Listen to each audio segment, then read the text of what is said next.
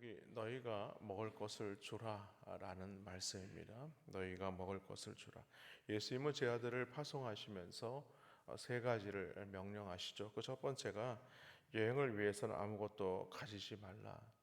왜냐하면 이 복음을 전하는 자들에게 하나님께서 많은 돕는 자들을 통하여 돕게 하실 것이다 라는 것을 우리 예수님께서 하셨기 때문이죠. 그래서 그 당시에 순회의 선교사들이죠, 복음을 들고 또 복음을 전하고 또 말씀을 가르치거나 또 시간을 정해서 계속해서 그 교회들을, 성도들을 돌아보며 또 그들을 권면할 수 있도록 이 복음을 전하는 증인들의 역할이, 그들이 다닐 때에 아무것도 가지지 않도록, 그래서 우리가 한국 교회에서도 이 전도에 대해서 일명 거지 전도, 그래서 각 선교 단체에서도 그런 일들을 했던 경험이 있습니다만, 예전에 그 CCC 대학생 선교회에서도 항상 이 수양회를 마치고 나면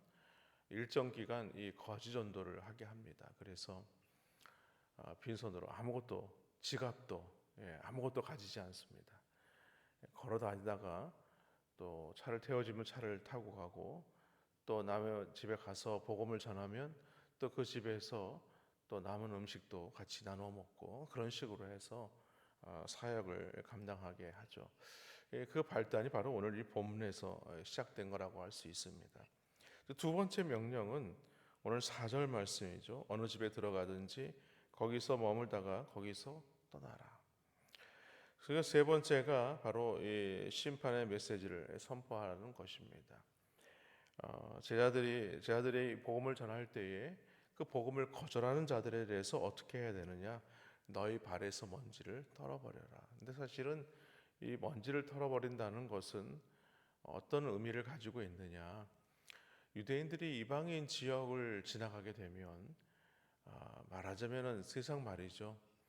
그러니까 말하자면 그들과 함께 상종하지 못하는 자들과 함께했다는 그 사실만으로 인해서 우리가 흔히 말하는 그런 거잖아요. 재수가 없다. 그래가지고 돌아오게 되면 집에 들어가기 전에 신발을, 또 먼지를 털어버리는 그런 어떤 일들을 했던 것입니다. 그렇다고 해서 오늘 예수님께서 이러한 생각에 동조하시느냐? 아닙니다. 동조하시는 게 아니고, 오늘 예수님께서 이렇게 말씀하시는 것은 그 당시 이 관습을 통해서 이 제자들을 거절한 자들에게 그렇게 증거를 삼으라라고 오늘 말씀하고 있는 것입니다. 그러니까 오히려 그 당시에 이런 어떤 모습 관습을 통해서 예수님이 말씀하시는 것은 이 제자들에게 있어서, 또 많은 자들에게 있어서 보다 더 확실한 어떤 그런 모습을 보여주는 것이다라고 말씀을 드릴 수 있습니다.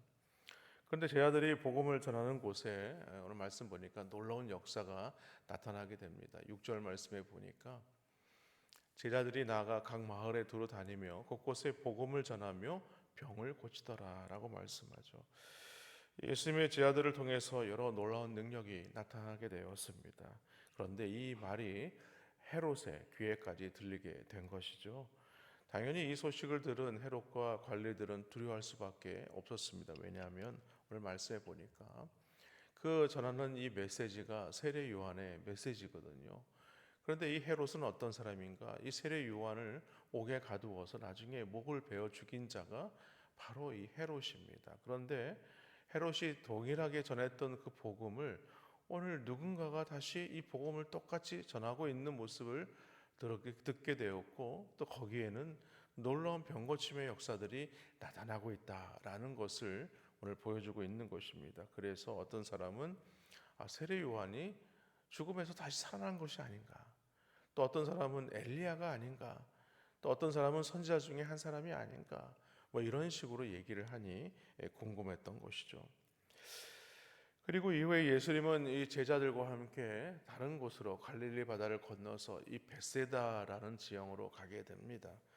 그러한 사실을 많은 사람들이 듣고 알게 되었고, 그래서 많은 사람들이 예수님이 이 벳세다로 오신다는 사실을 알고 예수님께 나오게 되죠.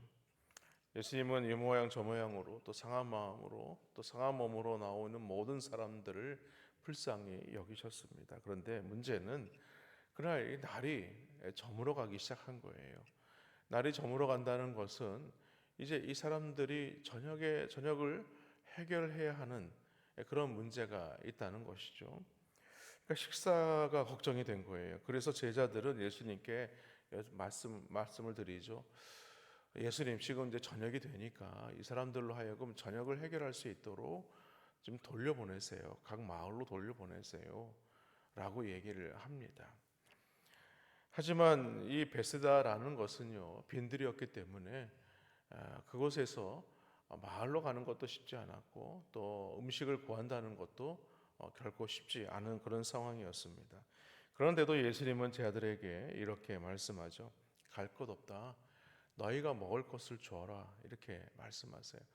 근데 사실 오늘 성경에도 보면 5천 명이라고 하지만 남자들만 그 인원에 포함이 되었으니 그 당시에 5천 명이라는 것은 어린아이와 또 여성까지 포함하게 되면 상당히 많은 사람들의 그곳에 함께했다는 것을 우리에게 알 수 있게 합니다. 예수님께서 이렇게 말씀하신 이유는요, 제 아들에게 뭔가 의도를 가지시고 말씀하신 거예요. 다시 말해서 오늘 이 오병이어의 기적은 오늘 예수님께서 계획을 가지고 계신 사건이다. 그래서 오늘 제 아들에게 너희가 먹을 것을 주라고 말씀하죠. 그러나 마가복음 6장 30절에 보면 점점 이 적극적으로 예수님께 제 아들이 얘기를 합니다. 우리가 가서 사람들의 수를 세어 보니 이 사람들에게 먹을 것을 제공하면 아마 한 200데나리온에 되는 값을 치러야 그들이 먹을 수 있지 않겠습니까? 라고 얘기를 하죠. 더군다나 주님이 직접 빌립을 지목해서 물으십니다. 빌립은 이 질문의 의미를 이렇게 이해하지 못하고 오히려 이 불신의 말을 털어놓고 만 겁니다. 요한복음 6장 7절에도 보면 각 사람으로 조금씩 받게 할지라도 200데나리온의 떡이 부족합니다. 그러나 이러한 상황을 우리는 잊어서는 안 됩니다. 예수님께서 말씀하신 적이 있어요. 공중 나는 새를 보라. 또 길쌈수고 안에도 내가 너희 천부께서 먹이시거든 하물며 너희 일까보냐 믿음이 적은 자들아, 이렇게 말씀하신 적이 있지 않았습니까? 그런 모습을 통해서 제자들은 예수님이 어떤 분이란가를 분명히 깨달아야 했음에도 불구하고 도무지 예수님을 믿지 못했다라는 것이죠. 만일에 그 말씀을 기억을 했다 그러면 제자들이 뭐라고 생각을 했을까요? 무슨 우리 예수님이 어떤 생각이 있으시겠지. 충분히 우리 예수님은 이 문제를 해결하실 수 있는 분이야 라고 어떻게 이렇게 고백을 해야 되는 게 맞을 터인데 그들의 모습에서 믿음을 전혀 찾아볼 수가 없었다는 것입니다. 한마디로 말해서 이 오병이어 사건에서 말하고자 하는 그 중요한 핵심은 뭐냐? 바로 믿음에 있다라는 것을 말씀합니다. 이 복음서를 보면 이 오병이어의 기적은 각 공간 복음서에 다 기록이 되어 있죠. 그런데 이 공간 복음서를 보면 조금씩 강조점은 다르지만 이 공통적인 내용이 있습니다. 그것은 바로 무엇이냐? 우리의 필요를 채우시는 분이 바로 우리 예수님이시다라는 것을 보여주고 있는 것이죠. 그런데 오늘 특별히 우리가 눈여겨볼 이 말씀이 바로 오늘 제목입니다. 너희가 먹을 것을 주라라는 말이에요. 예수님께서 왜 너희가 먹을 것을 주라라고 제 아들에게 헌신을 요구하는 것일까? 사실 제 아들은 그 과정에서 사람들에게 얼마나 먹을 것이 있는지를 찾아야 했습니다. 사실 마가복음 6장 38절에 보면 너희에게 떡 몇 개가 있는지 가서 보라 하시니 알아보고 이르되라고 얘기를 하죠. 그러니까 아마 예수님께서 너희가 먹을 것을 주라 했을 때에 그 많은 사람들을 보면서 말도 안 되는 소리를 하고 계시네 이렇게 했을 것이지만 그렇게 하지 않고 어떻게 했냐면 자신들이 한번 알아봤다는 거예요. 야, 우리가 가지고 있는 이 양식으로 과연 이 많은 사람들을 먹일 수 있을까? 그래도 예수님 말씀하시니 한번 챙겨보자.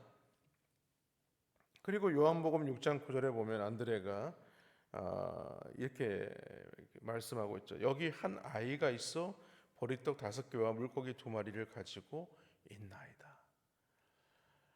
근데 저도 이 말을 예수님께 하면서 부끄러웠을 것 같아요. 아니 너희가 먹을 것을 주라 했는데 생각해 보십시오. 이 아이가 가지고 있는 이 도시락 5개의 떡과 물고기 2마리 가지고 예수님 이거 있습니다. 그거 가지고 와서 이 5천 명을 어떻게 먹일까 생각해 본다 그러면 도무지 내어놓기도 부끄러운 어떤 모습일 수도 있을 것 같아요. 그리고 오늘 이 아이가 내어놓은 이 오병이어를 통해서 우리 예수님이 축사를 하시게 되죠. 주님의 손에 들려지게 되었을 때에 12광줄이나 남게 거두는 능력을 보이시게 됩니다. 이 말씀을 통해서 우리에게 보여주고자 하는 것, 바로 우리의 조그만 헌신을 통해서도 우리 주님이 일하시면 놀라운 역사를 이루신다라는 것을 오늘 성경을 통해서 우리에게 보여주고 있습니다. 그렇습니다. 우리에게 필요한 역할, 사명이 뭘까? 제자로서, 하나님의 자녀로서 감당해야 할 역할과 사명은 조그마한 어떤 헌신도 우리에게도 매우 소중한 것이다. 우리가 뭔가 큰 것을 위해서 하는 것보다도 조그마한 것이라도 우리가 하나님 앞에 감당해야 된다라는 것입니다. 오늘 본문은요, 우리가 신앙생활 할 때에 중요한 것을 우리에게 보여주고 있습니다. 조그만 헌신, 그 헌신을 통해서 우리 주님은 일하신다라는 것이죠. 제자들은 예수님의 보고를 하면서도 이 수많은 군중들을 먹이기에 너무나 작은 것이라고 생각해서 어찌할 수 없을 것이라고 생각했을 것입니다. 그러나 오늘 그 예수님은 그 오병이어를 무시하지 않으셨어요. 그것을 기쁨으로 받으셨어요. 그 제자들을 보면서 그들의 이 조그만 헌신을 통해서도 예수님은 기뻐 받으셨다는 거죠. 결국에는 그 일을 통해서 기적을 베푸십니다. 여러분, 우리가 성경을 보면요, 성경에는 보잘것없는 것을 통해서도 우리 예수님이 칭찬하시는 모습을 보실 수가 있죠. 바로 어느 날 예수님께서 연복궤 앞에서, 그 헌금궤 앞에서 앉아서 계셨어요. 근데 그 당시 성전에는 이 헌금궤가 뭘로 만들어졌냐면은 노쇠로 만들어져 있었습니다. 그렇다고 지금처럼 지폐가 있는 때가 아니었으니까. 그런데 이 노쇠로 만들어진 이 헌금함에 동전을 놓게 되면 어떻습니까? 소리가 나죠. 땡그랑 땡그랑 그런 소리가 납니다. 그런데 부자는요, 많은 동전을 그곳에 넣을 때에 아마 수많은 소리를 들었을 거예요. 그리고 그 헌금을 넣는 것을 통해서 많은 사람들은 역시 저 사람은 돈이 많은 사람이야. 그런데 그 중에 한 여인을 보게 됩니다. 과부의 그 2렙돈이죠. 이 렙돈이라는 것은요, 참새 한 마리도 살 수 없는 아주 작은 비용입니다. 그 여인이 그 헌금궤에다가 돈을 넣을 때, 여러분 생각해 보시죠. 요즘에 우리가 그 동전을 잘 안 쓰지만은 그 1원짜리 그 동전을 그런 헌금함에 넣는다고 했을 때에 과연 거기에 소리가 나겠습니까? 소리 안 나겠죠. 그런데 예수님은요, 그것을 칭찬하세요. 누가복음 21장 3절과 4절 말씀에 보면 이렇게 말씀합니다. 내가 참으로 너희에게 말하노니 이 가난한 과부가 다른 모든 사람보다 많이 넣었도다. 저들은 그 풍족한 중에서 헌금을 넣었거니와 이 과부는 그 가난한 중에서 자기가 가지고 있는 생활비 전부를 넣었느니라. 주님을 위해 큰 일을 하겠다는 사람들은 참 많죠. 그런데 주님이 우리에게 맡겨진 조그만 일을 맡기면 자존심이 상해야 합니다. 나에게 이런 걸 맡겨? 내가 이것밖에 안 돼? 이렇게 생각해서는 안 된다는 것입니다. 예수님이 말씀하셨어요. 누가복음 16장 10절에 보면 지극히 작은 것에 충성된 자는 큰 것에도 충성되고 지극히 작은 것에 불의한 자는 큰 것에도 불의하니라 라고 말씀합니다. 여러분, 우리가 잘 알고 있는 그 천국을 겨자씨 하나에 비유를 하지 않았습니까? 나중에는 그 겨자씨가 눈에 보이지 않을 만큼 작은 것이지만 그것이 자라서 나무가 되고 그곳에 새들이 날아와서 새 둥지를 만들 정도로 깃들이게 될 것이다 라고 말씀하지 않았습니까? 문제는 우리가 주님께 드리고자 하는 이 헌신에 있습니다. 오늘 주님은 너희가 먹을 것을 주라 이렇게 말씀하죠. 그것이 무엇일까 생각해 봤어요. 우리가 가지고 있는 것 중에서 시간일 수 있고요, 물질일 수 있지만 또 오늘 말씀에 보면요, 우리가 하나님 앞에 드려지는 헌신, 또 봉사, 수고, 이 모든 것들을 통틀어 말하는 것입니다. 그것이 우리가 조그마한 헌신과 또 봉사하고 드려지는 것이라고 할지라도 중요한 것은 우리 주님의 손에 들리게 되면 그 헌신을 통해서 우리 주님이 일하시게만 하면 오늘 오병이어처럼 12광주리를 남기는 놀라운 역사가 우리 가운데 나타나게 된다는 사실을 믿으시기를 바랍니다. 그리고 그것에 대해서 오늘 예수님은요, 한 단어로 우리에게 말씀합니다. 믿음이 있어야 된다. 그 믿음을 오늘 주님은 우리에게 요구하고 있습니다. 바라기는 오늘 나에게 맡겨진 자그마한 사명이라고 할지라도 믿음으로 헌신하며 또 충성하여서 주님 앞에 칭찬받으시는 우리 두사람교회 모든 성도님들 되시기를 주님의 이름으로 간절히 축원합니다.